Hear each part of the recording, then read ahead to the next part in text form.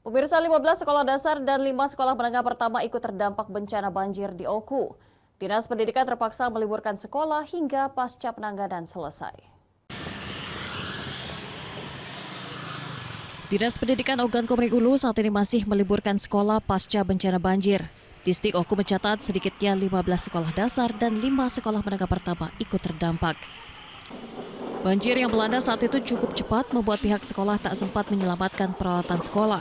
Kerugian ditaksir mencapai ratusan juta rupiah. Pasca banjir, pihak sekolah saat ini melakukan pembersihan. Beberapa peralatan sekolah yang tak selamat pun terpaksa disingkirkan.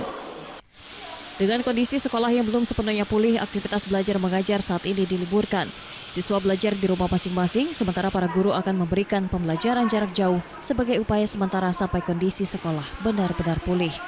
Untuk sementara ini, karena ini dalam masa ujian, kami akan melihat situasi.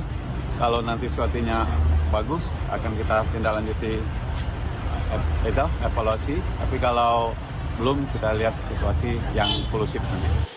Upaya pemulihan fasilitas pendidikan diharapkan dapat dilakukan dengan cepat agar proses pembelajaran kembali berjalan normal dan tidak mengganggu perkembangan pendidikan anak-anak di Kabupaten Oku.